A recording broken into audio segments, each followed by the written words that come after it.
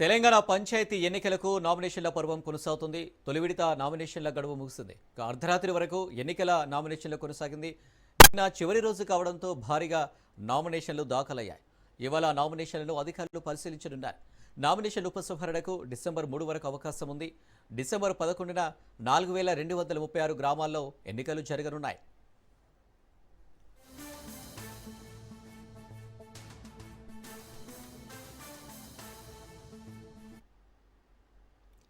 నేటి నుంచి రెండో విడత తెలంగాణ పంచాయతీ ఎన్నికలకు నోటిఫికేషన్ జారీ చేశారు. ఇవాళ నుంచి డిసెంబర్ 2 వరకు నామినేషన్ల స్వీకరణ జరగనుంది. డిసెంబర్ 3న నామినేషన్లను పరిశీలించనున్నారు. డిసెంబర్ 14న 4333 గ్రామాల్లో ఎన్నికలు జరగనున్నాయి.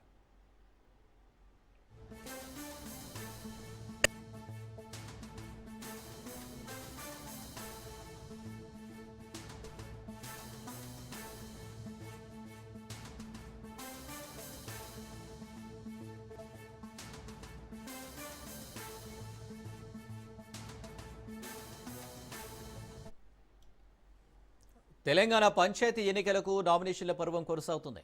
తొలి విడత నామినేషన్ల గడువు ముగిసింది. అర్ధరాత్రి వరకు ఎన్నికల నామినేషన్లు కొనసాగింది. నిన్న చివరి రోజు కావడంతో భారీగా నామినేషన్లు దాఖలయ్యాయి. ఇవాళ నామినేషన్లను అధికారులు పరిశీలించనున్నారు. నామినేషన్ ఉపసంహరణకు డిసెంబర్ 3 వరకు అవకాశం ఉంది. డిసెంబర్ 11న 4236 గ్రామాల్లో ఎన్నికలు జరగనున్నాయి.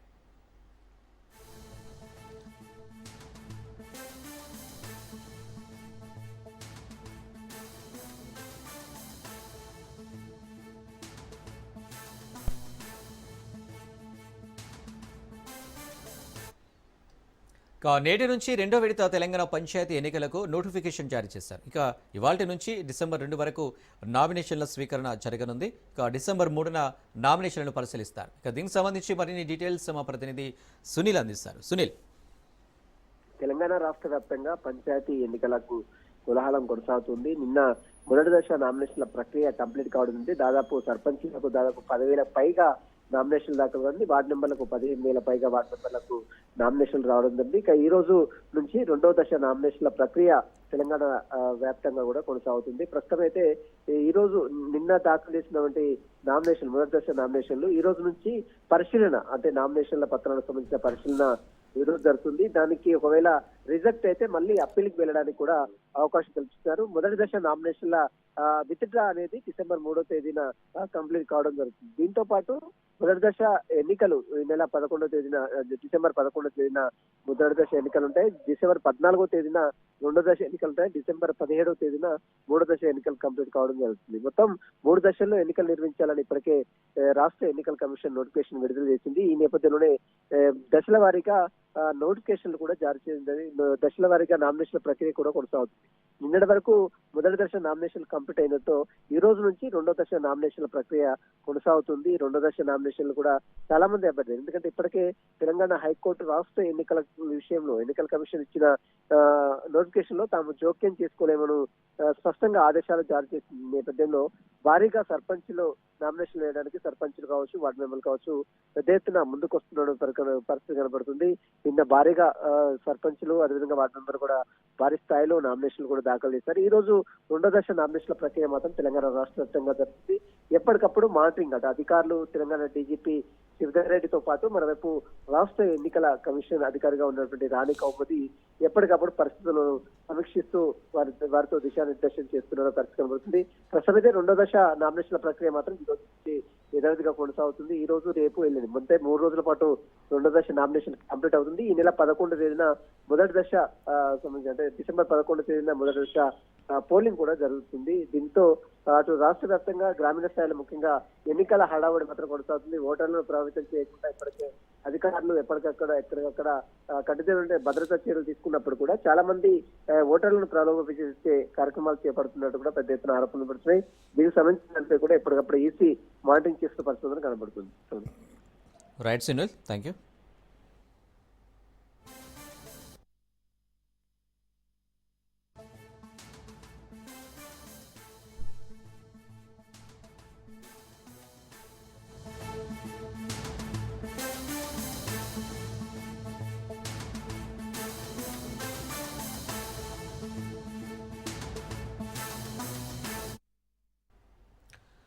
నేడు తెలంగాణ రైజింగ్ గ్లోబల్ సమ్మిట్ పై ముఖ్యమంత్రి రేవంత్ రెడ్డి ఉన్నత స్థాయి సమావేశం నిర్వహించనున్నారు.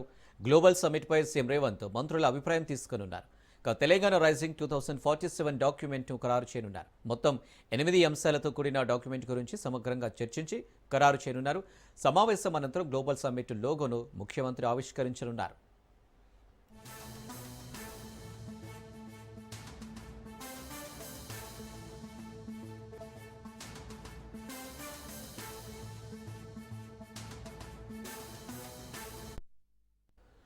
నేడు తెలంగాణ రైజింగ్ గ్లోబల్ సమ్మిట్ పై ముఖ్యమంత్రి రేవంత్ రెడ్డి ఉన్నత స్థాయి సమావేశం నిర్వహించనున్నారు. గ్లోబల్ సమ్మిట్ పై సీఎం రేవంత్ మంత్రుల అభిప్రాయం తీసుకున్నారు. తెలంగాణ రైజింగ్ 2047 డాక్యుమెంట్ ను ఖరారు చేయనున్నారు. మొత్తం 8 అంశాలతో కూడిన డాక్యుమెంట్ గురించి సమగ్రంగా చర్చించి ఖరారు చేయనున్నారు. సమావేశం అనంతరం గ్లోబల్ సమ్మిట్ లోగోను ముఖ్యమంత్రి ఆవిష్కరించనున్నారు.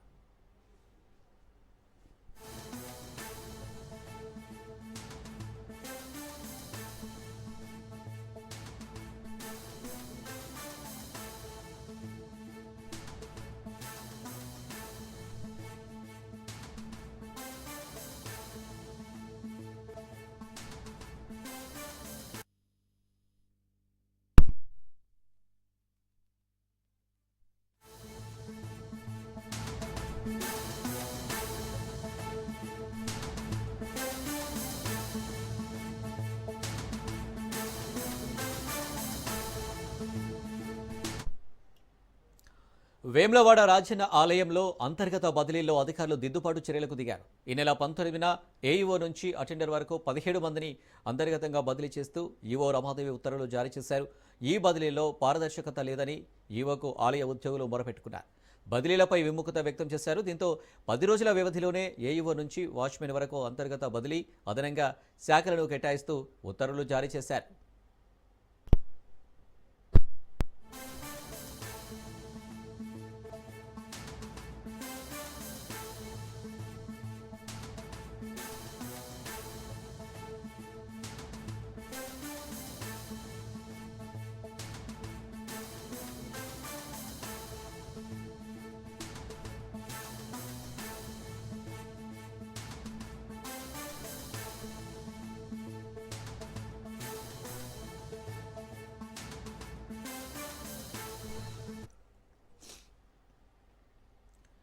వేములవాడ రాజన్న ఆలయంలో అంతర్గత బదిలీలో అధికారులు దిద్దుబాటు చర్యలకు దిగారు. ఈ నెల 19న ఏఈఓ నుంచి అటెండర్ వరకు 17 మందిని అంతర్గతంగా బదిలీ చేస్తూ ఈవో రమాదేవి ఉత్తర్వులు జారీ చేశారు. ఇక దీనికి సంబంధించి మరిన్ని డీటెయిల్స్ మా ప్రతినిధి రవీందర్ అందిస్తారు. రవీందర్.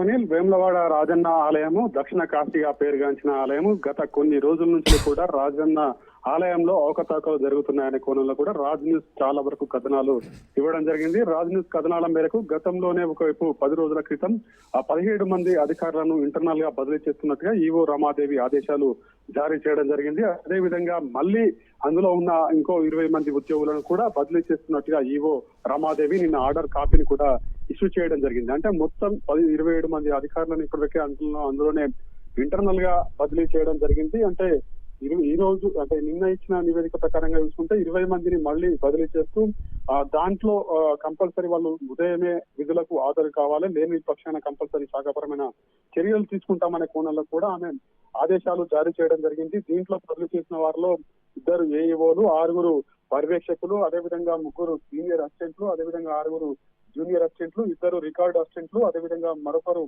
వాచ్మెన్. అంటే మొత్తం 20 మందిని కూడా బదిలీ చేస్తున్నట్టుగా ఉత్తర్వులు అయితే జారీ చేయడం జరిగింది. గతంలో 17 మంది, మొత్తం 27 మంది అధికారులను మాత్రం దాంట్లో ఇంటర్నల్ గా బదిలీ చేసిన పరిస్థితి అయితే చెప్పవచ్చు. ఎందుకంటే వేములవాడ రాజన్న ఆలయంలో ఇప్పుడు ఒకవైపు కైకర్యాలు జరుగుతున్నాయి కాబట్టి భీమన్న ఆలయంలో ఇప్పుడు పూజలు జరుగుతున్నాయి. అక్కడ భక్తులు అధికంగా వస్తున్నారు, రద్దీ ఉంటే ప్రాంతంగా కూడా మారుతుంది కాబట్టి కంపల్సరీ అధికారులను ఎక్కడెక్కడ ఏ విధంగా డివైడ్ చేయాలి, ఎక్కడెక్కడ ఏ విధంగా వాళ్ళకు విధులు నిర్వహించే విధంగా ఇవ్వాలనే కోణంలో కూడా ఈవో రమాదేవి దీనిపైన దృష్టి పెట్టి వాళ్ళను బదిలీ చేసినట్టుగా చెప్పవచ్చు. అంటే రాజు న్యూస్ కథనాల మేరకు ఇది స్పందన అని కూడా చెప్పుకోవచ్చు. గతంలో కూడా 17 మందిని సస్పెండ్ చేసి ఒకవైపు వీళ్ళను బదిలీ చేశారు. ఇప్పుడు 20 మందిని కూడా దాంట్లోనే ఇంటర్నల్ గా బదిలీ చేస్తూ ఉత్తర్వులు జారీ చేయడం జరిగింది. ఎందుకంటే అక్కడ ఉన్నవారు మాత్రం అదే ఉద్యోగంలో అంటే ఒకటే పోస్ట్ లో ఉన్నట్టయితే, ఒకటే వాళ్ళకి బాధ్యతలు ఉన్నట్టయితే కంపల్సరీ చేతి వాటాలు చేస్తున్నారు, లేకపోతే అవకతవకలు కూడా చేస్తున్నారు, అక్కడ విధుల్లో చక్కగా నిర్వహించడం లేదనే కోణంలో కూడా ఇవన్నీ ఆలోచన చేసిన అనంతరమే కూడా రమాదేవి నిర్ణయం తీసుకోవడం జరిగింది. ఈవో ఆదేశాలు కూడా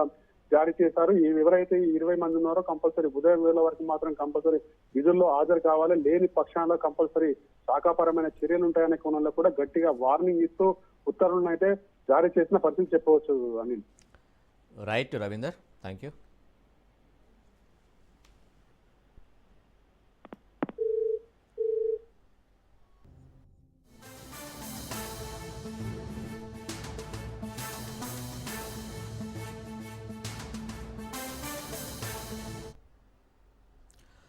ఆదిలాబాద్ జిల్లాలో రోడ్డు ప్రమాదం జరిగింది. నేరేడిగొండ మండలం బోత్ రోడ్డు వద్ద జాతీయ రహదారిపై ట్రావెల్స్ బస్సు లారీని వెనుక నుంచి ఢీకొట్టింది.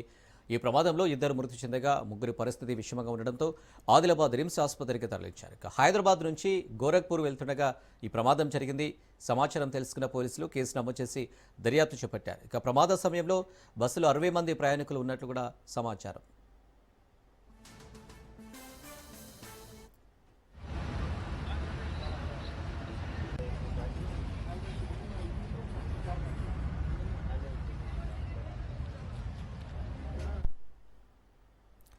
జగిత్యాల జిల్లా కొండగట్టులో భారీ అగ్ని ప్రమాదం జరిగింది. ఆంజనేయ విగ్రహం సమీపంలో ఉన్న బొమ్మల దుకాణాల్లో అకస్మాత్తుగా మంటలు చెలరేగి క్షణాల్లోనే ఎగిసిపడ్డాయి. షార్ట్ సర్క్యూట్ కారణంగానే ప్రమాదం జరిగినట్టు ప్రాథమిక సమాచారం. మంటలు వేగంగా వ్యాపించడంతో వ్యాపారులు, భక్తులు భయభ్రాంతులకు గురయ్యారు. పరిస్థితిని గమనించిన స్థానికులు వెంటనే ఫైర్ ఇంజిన్కు సమాచారం అందించడంతో అగ్నిమాపక సిబ్బంది అక్కడికి చేరుకుని మంటలను అదుపులోకి తెచ్చారు. అగ్నిమాపక సిబ్బంది వచ్చేలోపే దాదాపు చాలా ఆస్తి నష్టం జరిగినట్టు అంచనా.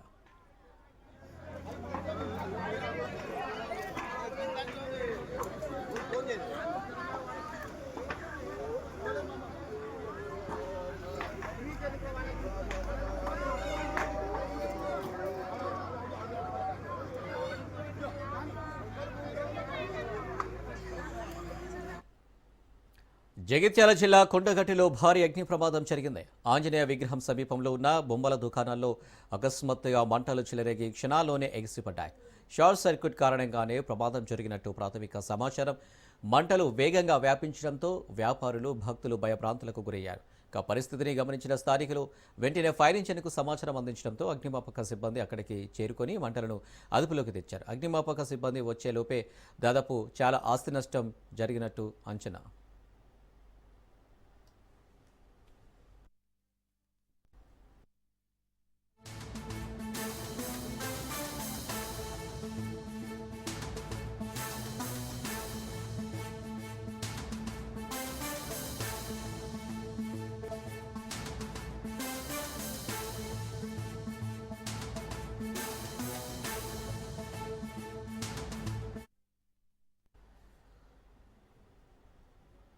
నైరుతి బంగాళాఖాతంలో ఏర్పడిన దిత్వాహ్ తుఫాన్ ప్రభావం కొనసాగుతుంది.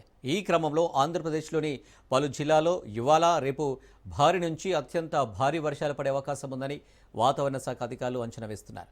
ఈ క్రమంలో 3 జిల్లాలకు రెడ్ అలర్ట్ జారీ చేశారు. ఈ ఉదయానికి ఉత్తర తమిళనాడు, పుదుచ్చేరి, దక్షిణ కోస్తా తీరాలకు చేరువగా రానున్న ఈ తుఫాన్ తీరం వెంబడి కదులుతూ సముద్రంలోనే బలహీనపడుతుందని వాతావరణ శాఖ అధికారులు అంచనా వేస్తున్నారు. ప్రజలంతా అప్రమత్తంగా ఉండాలని అధికారులు సూచిస్తున్నారు.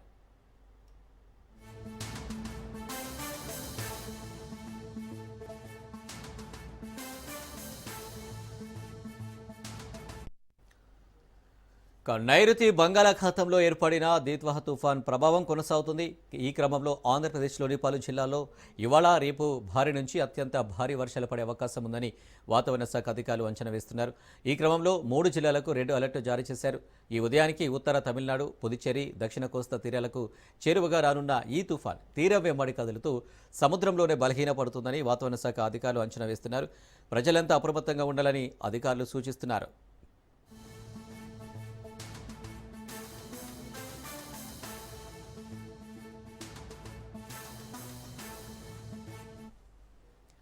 నైరుతి బంగాళాఖాతంలో ఏర్పడిన దిత్వాహ్ తుఫాన్ ప్రభావం కొనసాగుతుంది. దీనికి సంబంధించి మరిన్ని డీటెయిల్స్ మా ప్రతినిధి నందకుమార్ అందిస్తారు. నందువా, దిత్వాహ్ తుఫాన్ ప్రభావం ఏ విధంగా ఉండనుంది, ఏంటి ఈ పరిస్థితి? Thank you Anil. ఏదైతే బంగాళాఖాతంలో ఏర్పడిన ఏదైతే వాయుగుండం ఉన్న నేపథ్యంలో దానికి దిత్వాహ్ తుఫాన్ గా ఇప్పటికే ఇండియన్ మెట్రాలజికల్ డిపార్ట్మెంట్ నామకరణం అయితే చేయింది. అయితే దీని ప్రభావం వల్ల ముఖ్యంగా ఇప్పటికే చాలా రాష్ట్రాల్లోని దీని యొక్క ప్రభావం ఉన్నది. ముఖ్యంగా చూసుకుంటే ఇది భారత్ వైపు ఇప్పుడు దూసుకొస్తున్నట్టుగా ఇప్పటికైనా ఇండియన్ మెట్రలాజికల్ డిపార్ట్మెంట్ చెప్పారు. ముఖ్యంగా ఉత్తర వాయువు దిశగా ఈ యొక్క తుఫాను కదులుతూ వస్తుంది. మరికొన్ని గంటల్లో ఇది తమిళనాడు, పుదుచ్చేరికి దగ్గరలోకి వచ్చే అవకాశం ఉన్నది. ముఖ్యంగా ఇటు ఆంధ్రప్రదేశ్ రాష్ట్రం వరకు చూసుకుంటే కృష్ణపట్నం పోర్టులోని ఇప్పటికే ఐఎండీ అధికారుల యొక్క హెచ్చరికల నేపథ్యంలో రాష్ట్ర ఎన్డీఆర్ఎఫ్, ఎస్డీఆర్ఎఫ్ టీంలు 3వ నెంబర్ ప్రమాద హెచ్చరిక అయితే ఇప్పటికే జారీ చేసినట్టుగా కనుక తెలుస్తోంది. అలాగే మిగిలిన పోర్ట్స్ ఏదైతే నెల్లూరు, అలాగే గంగవరం, భీమునిపట్నం, విశాఖపట్నం పోర్టు ఇటువంటికి కూడా ఇప్పటికే 2వ నెంబర్ ప్రమాద హెచ్చరిక కూడా జారీ చేశారు. అయితే దీని యొక్క ప్రభావం నేపథ్యంలో రాష్ట్రం మొత్తం మీద మరొక 3 రోజుల పాటు భారీ వర్షాలు కురుస్తాయని చెప్పి ఇండియన్ మెట్రలాజికల్ డిపార్ట్మెంట్ అమరావతి వాతావరణ కేంద్రానికి తెలియజేసిన నేపథ్యంలో ఏ జిల్లాలపైన అయితే ఈ యొక్క వర్షాభావ పరిస్థితులు ఎక్కువగా ఉంటాయో వాటన్నిటిపైన ఇప్పటికే కలెక్టర్ల ఆధ్వర్యంలో సమీక్షలు అయితే జరుగుతూ ఉన్నాయి. ముఖ్యంగా చూసుకుంటే ఏపీలోని దాదాపు 3 రోజుల పాటు ఈ యొక్క వర్షాలు పడుతున్న నేపథ్యంలో మనకున్న సమాచారం మేరకు, అలాగే ఐఎండీ హెచ్చరికల మేరకు దక్షిణ కోస్తా రాయలసీమ జిల్లాల్లో అంటే ముఖ్యంగా చూసుకుంటే ఇటు నెల్లూరు, కడప, అలాగే కర్నూలు, ఈ తిరుపతి ఈ జిల్లాలకైతే భారీ వర్షాలు కురుస్తాయని ఇప్పటికే తెలియజేశారు. ప్రజలందరూ కూడా అప్రమత్తంగా ఉండాలని చెప్పారు. అలాగే ఎవరైతే ఈ యొక్క మత్స్యకారులు వేటకు వెళ్లారో వాళ్ళందరూ కూడా సురక్షిత దగ్గరలో ఉన్న పోర్టులకి వచ్చే విధంగా ఇప్పటికే శాటిలైట్ ఫోన్స్ ద్వారా వాళ్ళందరికీ కూడా సమాచారాన్ని కూడా అందిస్తున్నారు. ముఖ్యంగా ప్రజలు అత్యవసర పరిస్థితులు అయితే మాత్రమే బయటికి రావాలని కూడా అధికారులు అయితే ఇప్పటికే హెచ్చరికలు జారీ చేసిన నేపథ్యంలో, అలాగే రైతులకి ఇది కొంత మేరకు గడ్డు కాలంగా చెప్పొచ్చు. ఇప్పుడు ఏదైతే పంట పొలాలన్నీ కూడా ఇప్పుడు చేతికొచ్చే సమయంలో ఇటువంటి విపత్కర పరిస్థితులు ఏర్పడడం కొంత మేరకి వారికి నష్టం కలిగే అవకాశం ఉన్న నేపథ్యంలో వాటన్నిటినీ కూడా సర్దుబాటు చేసే దిశగా ఇప్పటికే అధికారులందరూ వారికి కూడా అన్ని రకాల అవగాహన కార్యక్రమాలు కూడా చేపడుతున్నారు.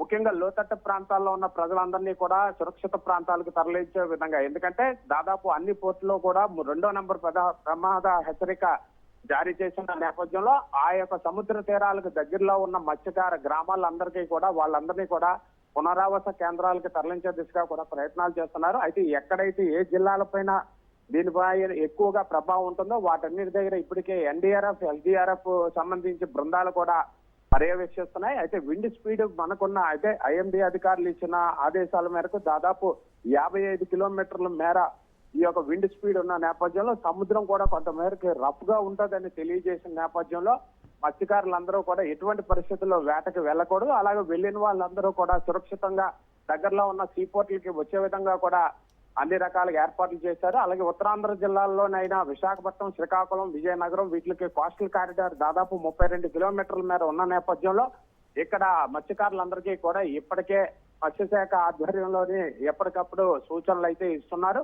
అలాగే లోతట్టు ప్రాంతాల ప్రజలకి ఎవరికైనా ప్రాబ్లం ఉన్నట్టయితే ఇమీడియట్ గా కంట్రోల్ రూమ్స్ కి ఏర్పాటు చేసి వాటికి సమాచారం అందించే దిశగా ప్రయత్నాలు కూడా చేస్తున్నారు. అయితే రాయలసీమ ప్రాంతాల్లో ఉన్న ఈ కడప, కర్నూలు, చిత్తూరు జిల్లాలకైతే అధిక వర్షాభావం పరిస్థితులు ఉన్నాయి. అలాగే ఇండియన్ మెట్రలాజికల్ డిపార్ట్మెంట్ నిన్న ఇచ్చిన హెచ్చరికల్లో దాదాపు వీటికి ఫ్లడ్స్ వచ్చే అవకాశం కూడా ఉన్న నేపథ్యంలో అక్కడ ఉన్న ఏవైతే ఈ యొక్క రివర్స్ ఉంటాయో వాటన్నిటి ఇన్ఫ్లో, అవుట్ఫ్లో కూడా తీసుకుంటున్నారు.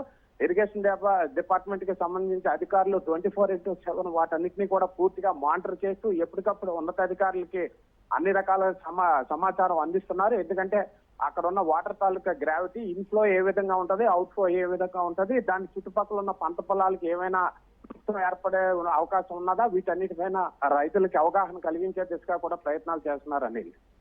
Right Nandakumar, thank you.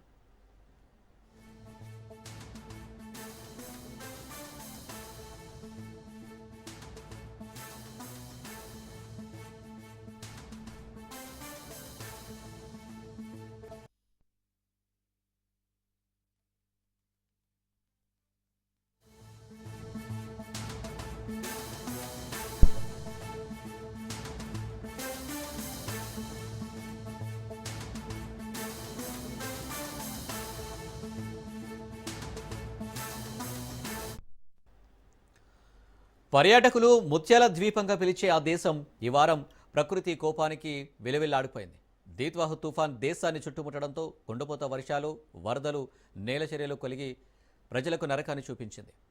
ఒక్క తుఫాన్తో ఆవిరైపోయాయి తుఫాన్ వినాశనంతో ఇప్పటివరకు 125 మంది మరణించారని శ్రీలంక విపత్తు నిర్వహణ కేంద్రం ప్రకటించింది. ఇంకా 130 మంది కనిపించడం లేదని పేర్కొంది. ఇది కేవలం ప్రకృతి విపత్తు మాత్రమే కాదని, ఇది ఈ దశాబ్దంలో శ్రీలంక ఎదుర్కొన్న అత్యంత ఘోర వరదల్లో ఒకటని ప్రభుత్వం చెబుతుంది. రికార్డు స్థాయి వర్షం, నీటి మట్టం పెరగడం, ఒక్కసారిగా వచ్చిన వరదలు ప్రజలను చుట్టుముట్టాయి. ఇళ్లంతా నీళ్లు వచ్చాయని బాధితులు ఆవేదన వ్యక్తం చేస్తున్నారు. వేలాది మంది నిరసరాయులయ్యారు.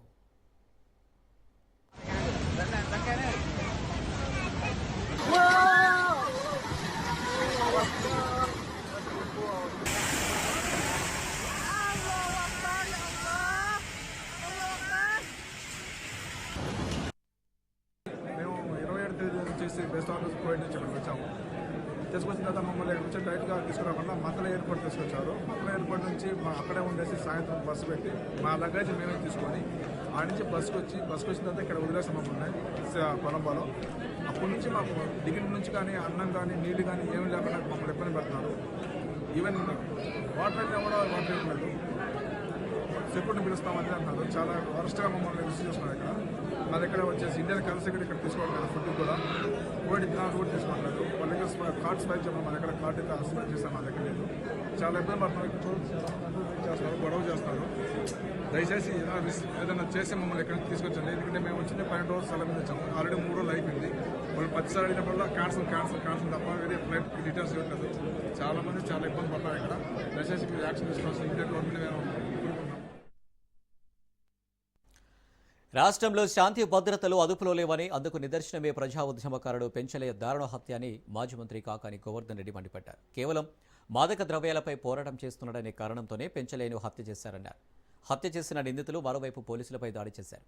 డ్రగ్స్ మాఫియా పోలీసులపైనే తిరగబడుతుంటే సామాన్య ప్రజల పరిస్థితి ఏంటి అంటూ కాకాని ప్రశ్నించారు. ఇక ఏపీని గంజాయి డ్రగ్స్ హబ్గా చంద్రబాబు మార్చారని ఆయన విమర్శించారు.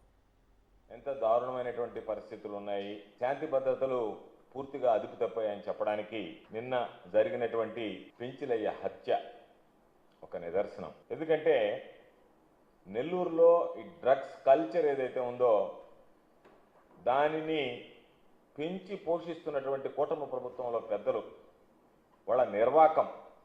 ఈరోజు ఏ వ్యక్తి అయితే వీటికి దూరంగా ఉండండి అని చెప్పని ఓ సామాజిక ఉద్యమకారుడు అనేటువంటి పెంచలయ్య నిలదీస్తే, నీవు గంజాయికి సంబంధించి డ్రగ్స్కి సంబంధించి వ్యతిరేకంగా మాట్లాడడమే నేరము, ద్రోహము, సహించడం అనేటువంటి శిక్ష విధిస్తాం మీకు అని చెప్పి నేరుగా పాపం పెంచలేని హత్య చేసి ఆ కుటుంబాన్ని ఈరోజు అనాథలుగా మార్చినటువంటి పరిస్థితి. ఈరోజు అత్యంత దారుణమైనటువంటి పరిస్థితి. నిన్న పెంచలయ్య మీద హత్య జరిగితే పోలీసులు ఆ హత్యకు సంబంధించినటువంటి నిందితులు ఎక్కడున్నాడని తెలుసుకొని వాళ్ళని పట్టుకోవడానికి వెళితే ఆ కానిస్టేబుల్ మీద దాడి చేశాడు. కానిస్టేబుల్ మీద, పోలీసుల మీదనే దాడి చేసి హత్యాయత్నానికి పాల్పడ్డాడు అని అంటే వ్యవస్థ ఎంత దిగజారిపోయింది. ఈ ప్రభుత్వంలో అసలు ప్రజలకు సంబంధించినటువంటి అవసరాలు కానీ, ప్రజలకు సంబంధించినటువంటి సంక్షేమాన్ని గురించి కానీ, ప్రజలకు సంబంధించినటువంటి రక్షణ కల్పించాలనేటువంటిది కానీ, పోలీసుల మీదకే ఈ స్మగ్లర్లు, ఈ గుండాలు, ఈ డ్రగ్స్ మాఫియా తిరగబడేటువంటి పరిస్థితి ఏర్పడింది. మాజీ మంత్రి కాకాని గోవర్ధన్ రెడ్డి వ్యాఖ్యలపై ఎమ్మెల్యే కోటమిరెడ్డి శ్రీధర్ రెడ్డి కౌంటర్ ఇచ్చారు. పెంచలయ్య హత్య కేసులో ప్రధానంగా వినిపిస్తున్న పేరు 6వ కామాక్షి వైసీపీ కార్యకర్తల సంగతి నిజం కాదని శ్రీధర్ రెడ్డి ప్రశ్నించారు. సర్వేపల్లి నియోజకవర్గానికి చెందిన కాకాని గోవర్ధన్ రెడ్డికి నెల్లూరు రూరల్ నియోజకవర్గం విషయాలు ఏం తెలుసంటూ శ్రీధర్ రెడ్డి కాకాని వ్యాఖ్యలను ఖండించారు.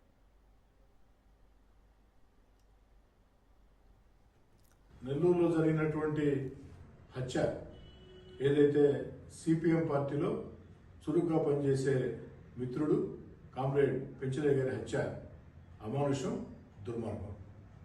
కామ్రేడ్ పెంచలయ్య సిపిఎం పార్టీలో చురుగ్గా పనిచేసే వ్యక్తి.